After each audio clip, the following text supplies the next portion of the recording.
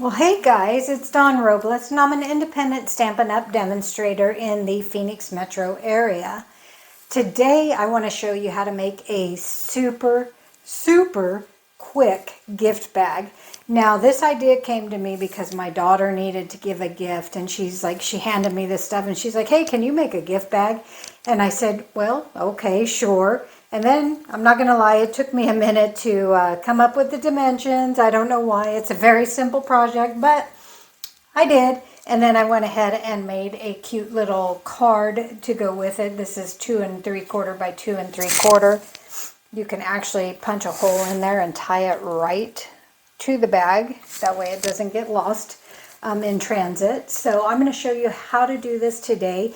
I am using the Storybook Gnomes designer series paper, but you can use this bag for any occasion. I know I'm going to be using it a lot. So what actually fit in this bag, this is 2 inches deep, and it is 3 3/4 inches wide, and it measures 8 inches tall. So it's a little bag, but it's a tall bag. So what she had come to me with is she had some soap that she had wanted to give, and then a little shower gel. So that's what we made and put in her bag. So we're going to go ahead and set all that aside, and I'm going to show you how to make this bag. So again, I am using the Storybook Gnomes, and the first thing that we're going to do is score our designer series paper. Now, I chose this design, and it's got this snowflakes on the back, so I'm hoping that it turns out really pretty. I do want to advise you that if you use a paper with a directional pattern, to pay attention to what you're doing. So like this one I could have done anything with, but I wanted the little gnomes to show on the outside. So when I scored it, I had to make sure when I flipped the paper over that the gnomes would be facing down the box. But if you look on the inside of it, you can see that the gnomes are going to be upside down. So if this matters to you, definitely pay attention. This one is not going to be bad because there is no directional pattern. It's just a bunch of snowflakes. So it's going to be, I think, work out just totally fine. So what we are going to do is we're going to place this in our scoreboard, and we're going to go ahead and score it. We're going to score at 2 inches, and then 5 3/4, 7 3/4, and then 11 1/2. This 1/2 inch strip is what we're going to use as our glue tab. Okay, we're going to flip it, and we're going to score at 10 inches. This is going to be the bottom of our box. We're going to flip that paper over, and we're going to score at 2 inches. This is the part that is going to fold down and be the designer piece on your bag, okay? So let's move the scoreboard aside here.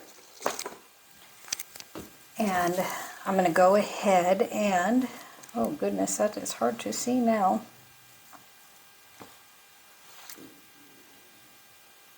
Okay, had to think for a second there. Okay, so I'm going to fold down my front piece, and I'm going to burnish, again, always burnish from the middle out, especially when you're working with big pieces of paper. That way it'll keep your sides even for you, okay? I'm going to flip that over, and same thing. And then I'm just going to fold in on my score lines. They're very hard to see on this paper. What I'm going to do this though, I'm going to fold it this way, and then I'll go back and re-burnish when I fold the top piece over. And you don't want to be brutal when you're burnishing this, because this is designer series paper. It's not cardstock. It is not nearly as durable as the cardstock would be. If you have 12 by 12, you can use the 12 by 12, which would probably be even better. But it's the end of the season and I want to use up my DSP, so yay me. We are going to make a reinforcement for the box, and all that is going to be is a 2 by 3 and a 3/4 inch piece of cardboard, or the backing off your designer series paper. So this is a thicker piece, or if you've got thick white cardstock, you can do that as well. So I'll explain what I'm talking about when we get there. So again, this is my top, so I'm going to go ahead and fold that over so I don't get confused. And then I'm going to cut up each of my score lines, and I'm going to cut that entire score line up away, which would be better if I used big scissors. So we just don't want any of that score line left, but I don't want to make big wedges. Okay. If I can see better on this side. So again, we're just cutting up that score line to our first score line here and removing that.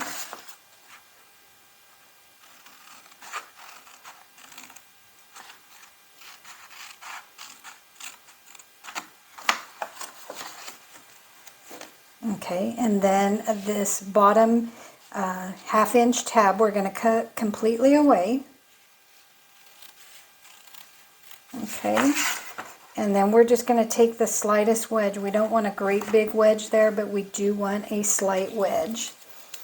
And this, I can see I'm off a little bit, so I'm going to come back in and clean this up a little.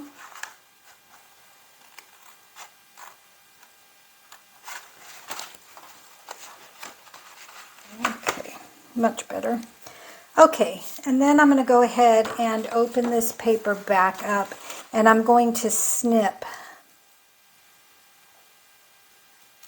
right here on the score line, just to that first score line. So all we're doing is snipping 1/2 inch, okay? We're going to just miter ever so slightly right there. Not, I don't want a big miter.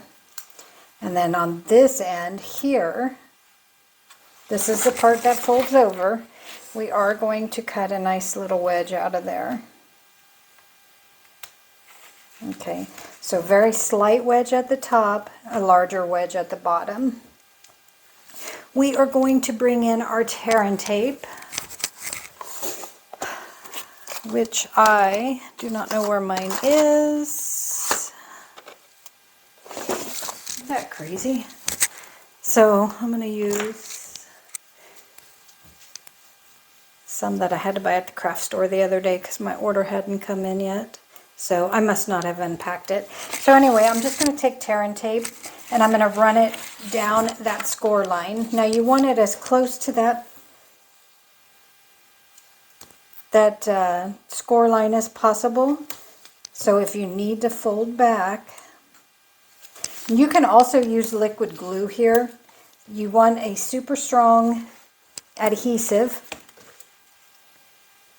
Typically I suggest our tear and tape, because our tear and tape is like my favorite, one of my favorite tools. Or you can use the Stampin' Seal Plus as well. We're going to fold these tabs in, and we're going to add some score tape here as well.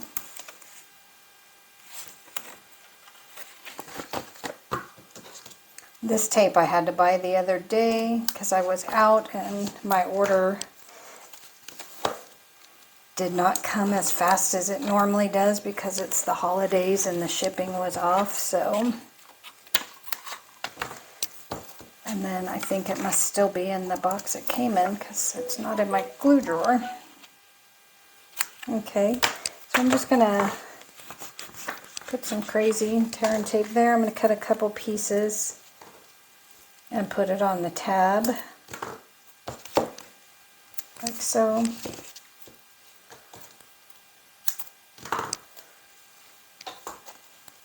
And like so. Okay. Now we're going to fold this back over.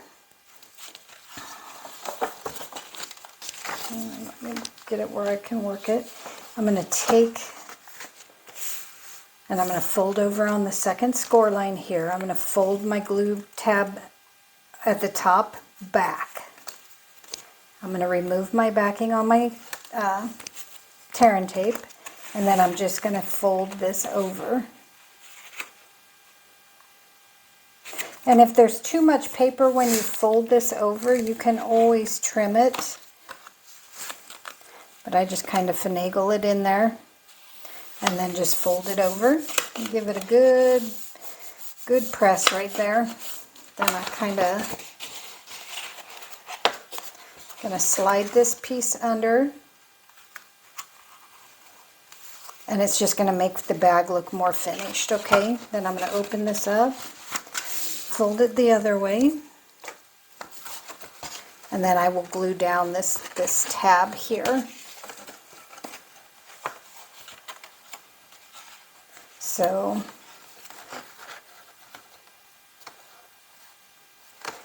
I'm going to take my liquid glue here. I'm just going to add a little bead at the top all the way down. And fold that over and line it up. And give it a good press. Super simple right now, right? That's what I thought. Now, I'm going to make marks. I'm going to put 2 holes to run my ribbon. So on this piece right here, this 3 3/4 inch piece, I'm going to make a mark.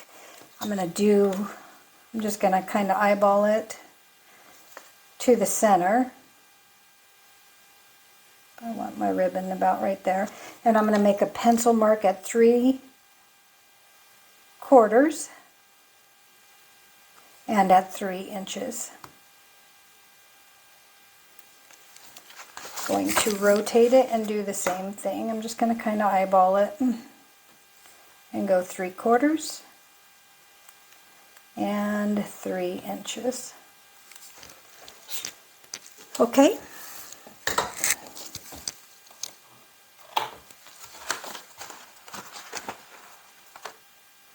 And then I'm going to go ahead and put my bottom together. So again, just removing the score tape. Oh, not the score tape itself, the backing. Line this up so it's nice and even. Press it down. And then I will remove the rest of the backing on the score tape and close her up.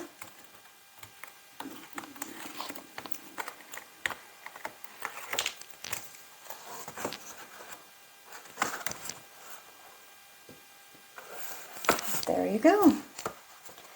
So this will be the back of my box because this is where my seam is. But if you can see, we cut some of that bulk out and it makes for a nice closure on the inside of the box. I'm now going to bring in just a random hole puncher. I think I got this at the Dollar Tree about 100 years ago. I'm going to punch holes on those marks I made to run my ribbon through.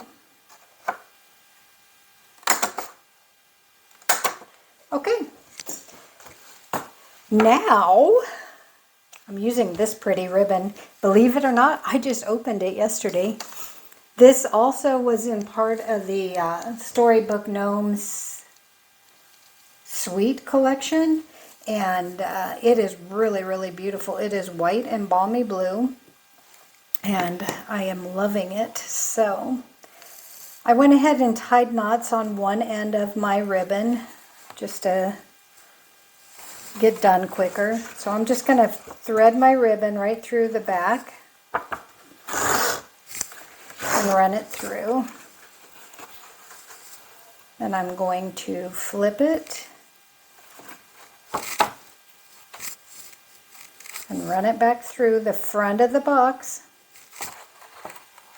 or the bag, I'm sorry. And then I'm just going to go ahead and tie a knot in there.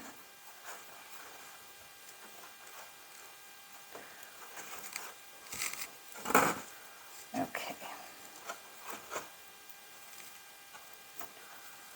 So you can, before you make it tight, kind of see the length of your handle and see if you want it shorter or longer. I think I want mine to go up just a little tiny bit.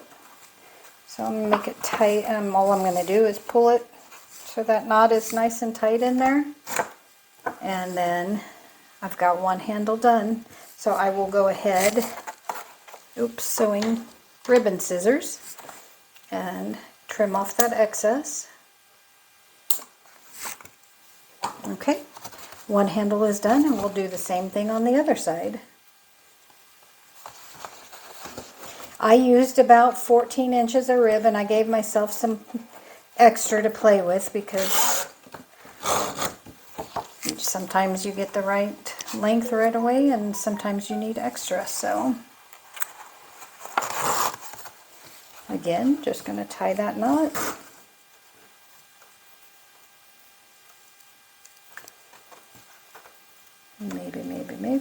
Maybe not. Okay. Before I make it tight, I'm going to pull this so my handles are about the same length. Right now I need to move this knot down just a little bit. So I'm just going to open it up and push it down. And pull it back. Now I'm about the same length for my handles.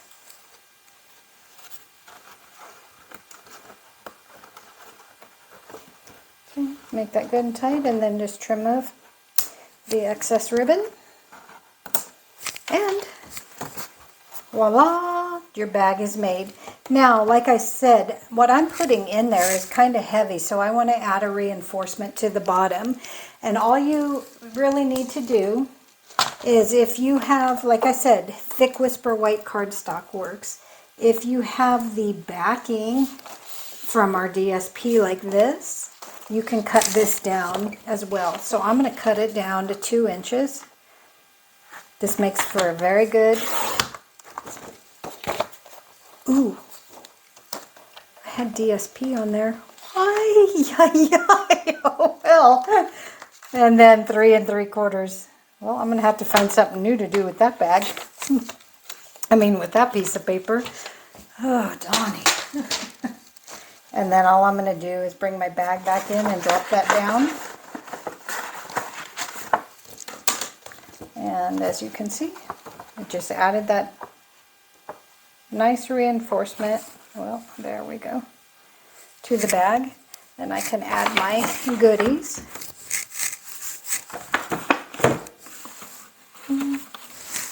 Whammo bammo, beautiful bag. Didn't cost you anything because you already had the supplies at home, right? Okay, now we're just going to make a quick little card to go with that. And I didn't want the standard 3 by 3 size, so I cut mine down to 2 3/4 by 5 1/2. Scored it at 2 3/4. And all I did here was I used the basic white, and then I just layered everything together. Again, this is from the Storybook Gnomes collection.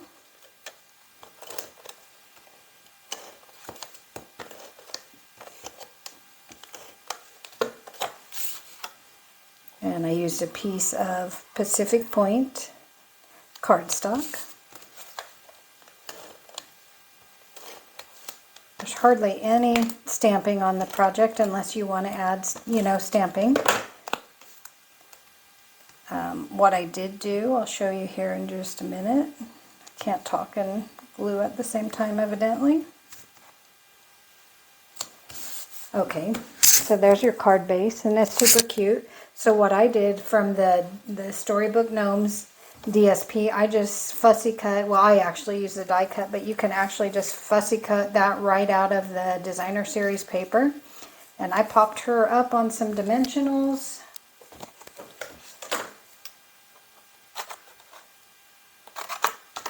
Okay. Just popping her up on some dimensionals there. Let's put one across her midsection. Okay.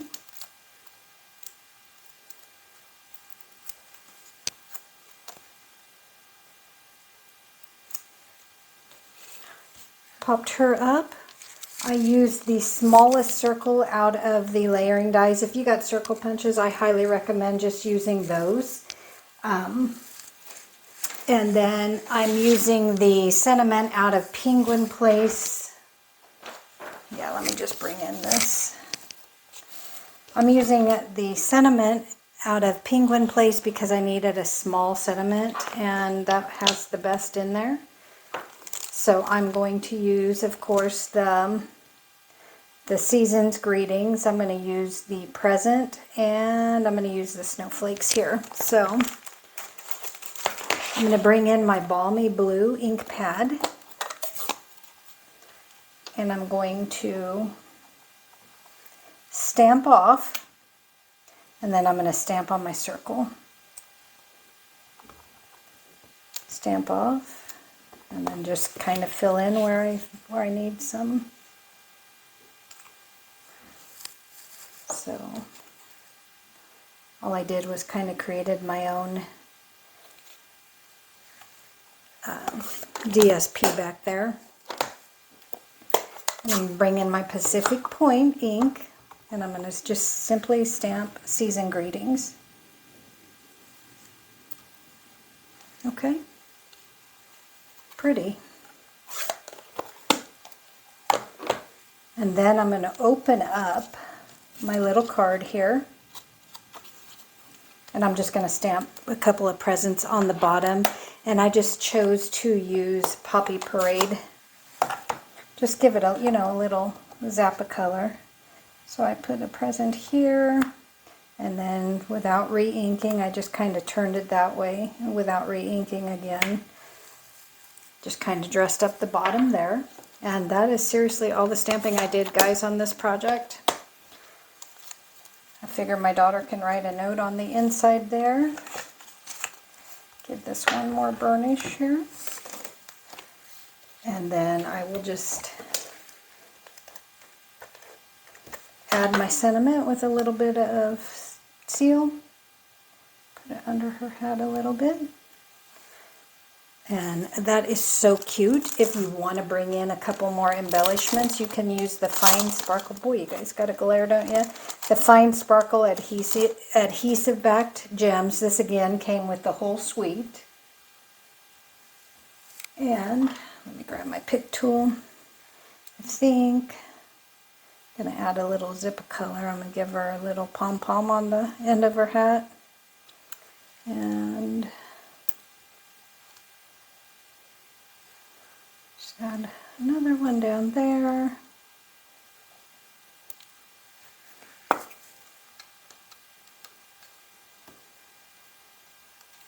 And then one right there on the greeting as well.